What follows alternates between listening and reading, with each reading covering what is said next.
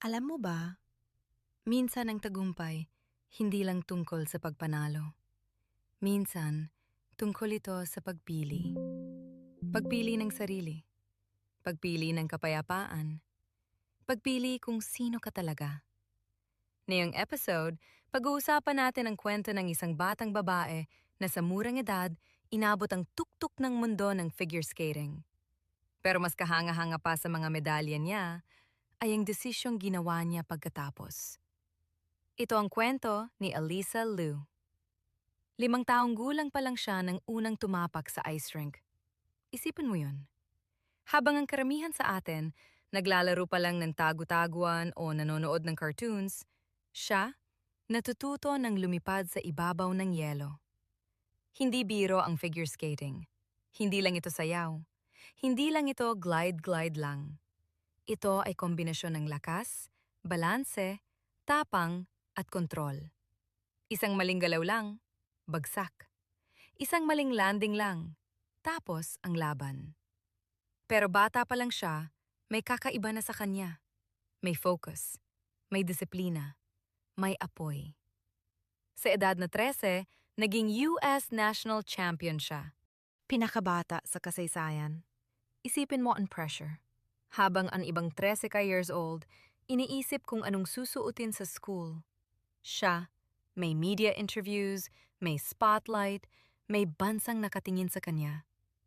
At kapag maaga kang naging magaling, hindi na lang ikaw ang may pangarap. May pangarap na ang lahat para sa'yo. Ang nakikita natin sa TV ay makintab na costume at palakpakan ng crowd. Pero ang hindi natin nakikita, yung pagod. Yung paulit-ulit na talon hanggang manginig ang tuhod. Yung sakit ng katawan. At higit sa lahat, yung mental pressure. Kasi sa ganitong level, hindi sapat ang okay lang, kailangan perfect.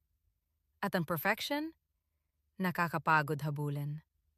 Sa mundo ng figure skating, may tinatawag na quadruple jump. 4 na ikot sa ere bago maglanding.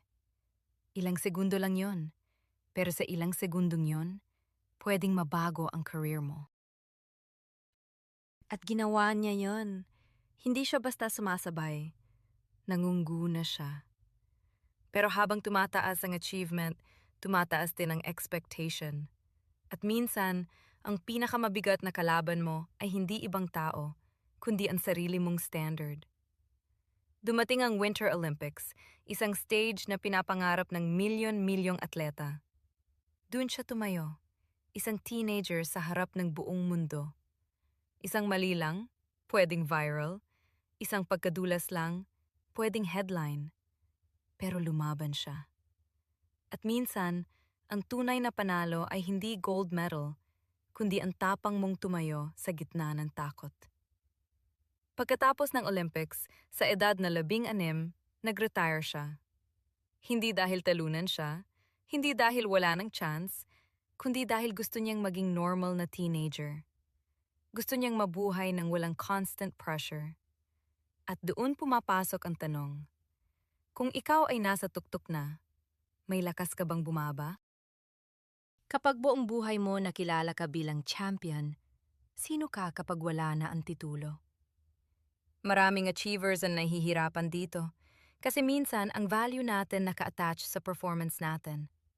Pero ipinakita niya na you are more than your talent, more than your medals, more than your applause. Ikaw na nakikinig na yon, pagod ka na ba? May pressure ka ba na hindi mo masabi? Minsan kailangan natin tanungin ang sarili natin. Ginagawa ko ba ito dahil mahal ko? O dahil inaasahan ng iba? Sa social media ngayon, parang lahat nagmamadali. Kailangan may achievement. Kailangan may milestone. Pero ang hindi nakikita ng tao, may burnout, may anxiety, may self-doubt. At minsan, ang pinakamatapang na desisyon ay ang huminto. Hindi dahil sumusuko ka, kundi dahil pinipili mo ang sarili mo. Kung may 3 aral tayong pwedeng dalhin, una, maagang tagumpay ay blessing, pero hindi ito obligasyon na tuloy-tuloy. Pangalawa, hindi lahat ng paghinto ay pagkatalo. Panghatlo, ikaw ay higit pa sa achievement mo. Isipin mo ulit yung batang 5 taong gulang. Masaya lang siya noon. Walang pressure, walang expectation, pure joy. At sa dulo ng lahat, bumalik siya sa simpleng bagay. Kaligayahan, peace, freedom. Kung ikaw man ay nasa season ng pagod na yun, tandaan mo ito. Hindi ka robot. Tao ka. At sapat ka. Ang batang lumipad sa yelo ay nagturo sa atin na ang tagumpay ay hindi lang pag-akyat. Ito ay pad-alam kung kailan ka hihinto. At minsan, ang tunay na panalo ay ang kapayapaan ng puso. Ito ang mga kwento ng tagumpay. Hanggang sa susunod nating kwento.